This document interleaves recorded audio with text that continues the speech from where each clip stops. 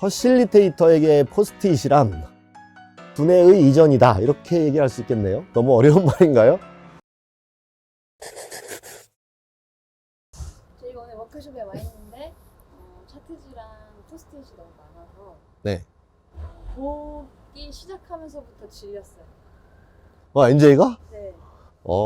그렇군. 왜냐면 포스트잇 하면 또 막 너무 써야 될 것 같고 약간 네. 포스트잇이 차트에서 오는 공포 같은 게 있습니다. 네. 이럴 때 퍼실리테이터는 어떻게 해야 하고 그 회의나 퍼실리테이터 한 현장에서 포스트잇과 차트지의 의미는 무엇인가요? 요즘 포스트잇 공포증 같은 게 생겨났다고 많이 이야기 듣고 있어요.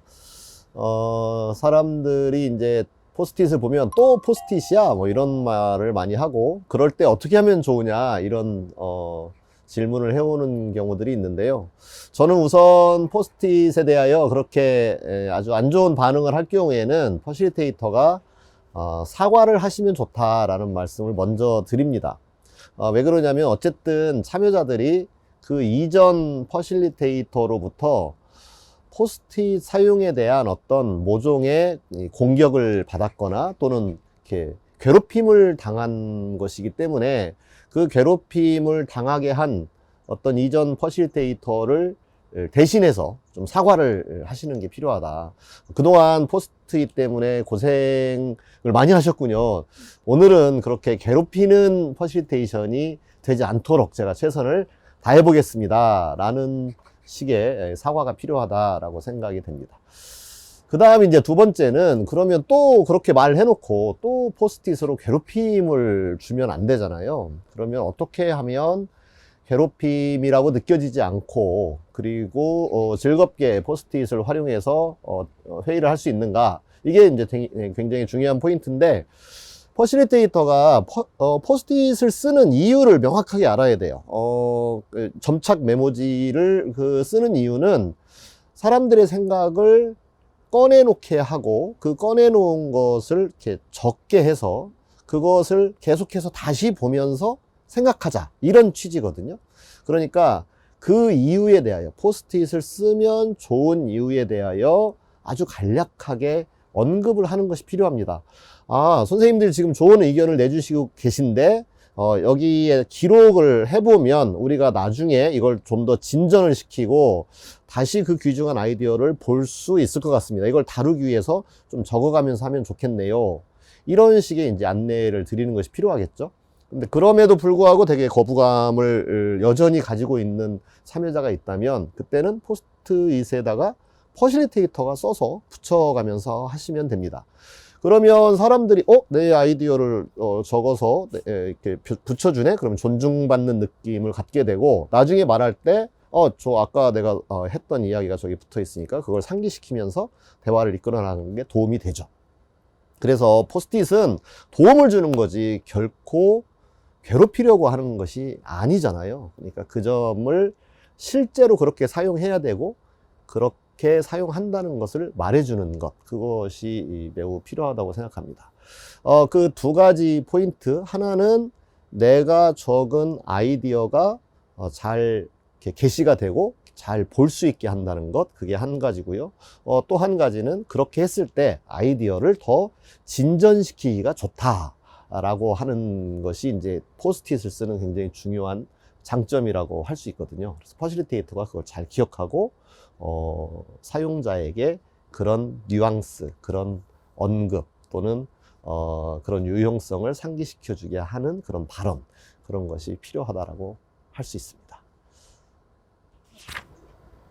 그런데 포스트잇에 아이디어를 내게 하면 2장을 줘야 될지 3장을 줘야 될지 몇 개를 내라고 해야 될지 순간 그런 것들이 약간 판단이 안 서거든요. 그렇군요. 참여자들의 피로도를 보면 2개씩만 적으세요 하고 싶은데 또 뭐 2개씩만 적으면 숫자 자체가 적고 그러면 좋은 의견이 나올 수 없을 것 같아요. 네네. 그런 어떤 적정 개수나 이런 게 있을까요? 포스트잇을 적어내는 적정 개수는 정말 케바케라고 말할 수 있어요. 우리가 브레인스토밍을 할 때 정말 평소 생각을 뛰어넘는 새로운 생각, 뭔가 특이한 생각, 이런 것들을 찾아내려고 할 때에는 포스트잇의 양이 굉장히 많아야 되겠죠. 예를 들면 뭐 300개를 그 팀에서 써내도록 한다거나 그 이상 3000개를 써내게 할 수도 있죠. 그건 정말 우리가 그 양을 통해서 평소의 생각을 뛰어넘는 그 박스에서 벗어나게 하는 용도로 이제 브레인스토밍을 할 때, 그때는 정말 끊임없이 써내도록. 그래서 처음부터 과제를 줄 때 지금부터 1분 동안 뭐 30개를 적어내겠습니다 하면 굉장히 빠른 속도로 그 양에 집중할 수 있게 할 수 있거든요. 그런데 그것도 타당성이 있어야 돼요. 그러니까 미리 이 참여자들에게 지금 우리가 한 3000개 정도로 아이디어를 내야 평소 생각을 뛰어넘는 걸 낼 수 있을 것 같다. 그러니까 질 생각하지 말고 생각나는 것 무엇이든 좋으니까 빠른 속도로 적어내보자. 이렇게 이제 안내를 할 수 있는 거죠. 그럴 때는 포스트잇의 양이나 개수를 처음에 몇 개를 지정해 놓는다, 이런 게 좀 의미가 없을 것 같고요. 아주 많이 아주 정말 도전하기 어려운 정도의 많은 양, 1분에 30개 또는 2분에 100개 이런 식의 양을 제시할 수 있겠죠. 그 다음에는 정말 신중하게 생각해서 정리된 생각을 적어내기를 기대한다. 그러면 우선 하나로 시작해 볼 수 있어요. 그래서 하나씩 내고 났을 때 옆에 사람들 것과 같이 이제 붙여 놓으면 그 옆에 사람들의 생각을 보면서 또 다른 생각을 떠올릴 수 있게 되잖아요. 그렇게 됐을 때는 자, 이거 보시고 그 다음 아이디어를 또 적어 보시면 좋겠습니다. 그렇게 해서 또 아이디어가 진전이 일어나고, 그렇게 진전이 일어나면 참여자들은 이제 흥미를 느끼게 되는 거죠. 그때부터 사람들은 저절로 또 적고 하는 일이 일어나게 될 겁니다. 뭔가 피로에 지쳐 있거나 생각이 잘 나지 않는 것 같거나 할 때에는 퍼실리테이터가 적어주고 그리고 붙여주고, 그래서 자연스럽게 그들이 그 주제에 이렇게 몰입되도록 하는 유도가 필요하다라고 얘기할 수 있겠죠. 네, 그래서 개수가 몇 개냐라는 것에 정답이 있다라기보다 그 상황을 잘 판단을 해서 퍼실리테이터가 지금은 내가 먼저 적어줘야 되겠다. 그 다음에는 하나씩만 내게 해야 되겠다. 아니면 조금 의욕이 생긴다. 그러면 우선 3개를 적어볼까요? 네, 이런 식의 발언을 해서 개수를 그 상황에 맞게 조절하는 것이 정답이다. 이렇게 말씀드릴 수 있겠네요. 적어낼 때 사람들한테 붙이게 하잖아요. 네. 근데 그걸 퍼실리테이터가 먼저 그룹화를 시켜주면서 붙여야 할지, 아니면 일단 붙이라고 하고 그룹화도 참여자들에게 하게 해야 할지, 네. 그런 부분도 좀. 그렇죠.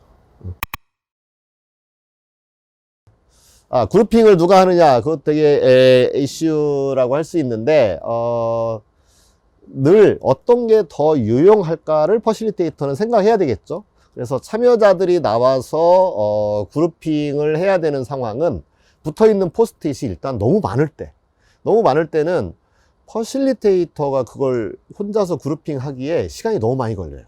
그죠? 그리고 그때에 시간이 너무 많이 걸리면 참여자들은 뭐 할 일이 없어서 되게 지루해 하게 되겠죠. 그때는 퍼실리테이터가 하지 않고 참여자에게 해야 되는데, 역시 참여자가 귀찮게 일어나서 그 앞에까지 가서 분류 작업을 하는 것에 대하여 동기부여를 해줘야 되겠죠. 예를 들면 이렇게 말을 할 수 있을 것 같아요. 자, 이제 여러분들이 정말 훌륭한 아이디어들을 많이 내놓으셨는데, 이 아이디어들에 대하여 서로 좀 정리를 하면 우리가 이걸 다루는데 매우 도움이 될 것 같습니다.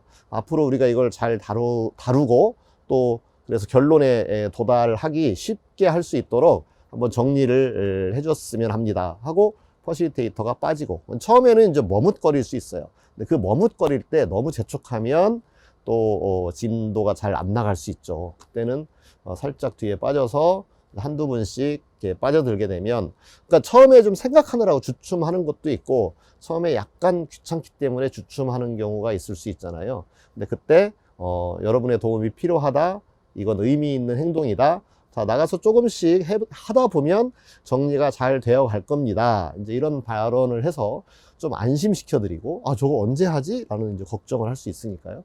그래서 그런 발언으로 이제 안심시키고 조금 뒤에 빠져서 기다리고 있다 보면 처음에는 한두 명이 가서 하게 되고, 그 다음에 또 그 다음 사람이 가서 하게 되고, 그때 또 이제 뒤에서 좀, 소송되고 있거나 주춤하고 있는 분들에게는, 가셔서, 이렇게 의견을 내셔도 좋습니다.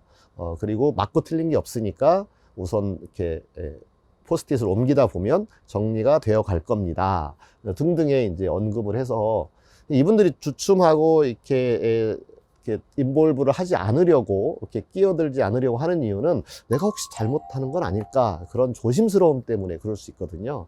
근데 그게 잘못된 게 없다, 가서 하다 보면 좋은 게 나오게 될 거다, 혹시 문제가 생기면 퍼실리테이터인 내가 도와줄 거다, 이제 이렇게 이야기를 하면 사람들은 좀 생각을 하면서 서서히 작업장으로, 그 판으로 가서 분류 작업을 잘 하게 될 겁니다.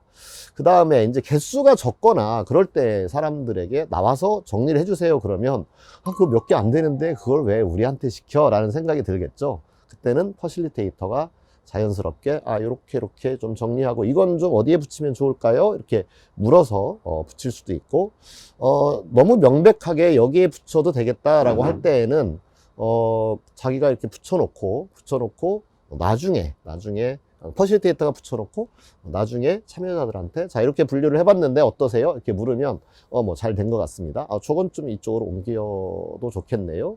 그리고 이 포스트잇 하나하나의 이제 뜻이 무엇인가요? 이런 확인도 해볼 수 있고, 그렇게 하면서 판을 잘 정리해가면 될 것 같습니다.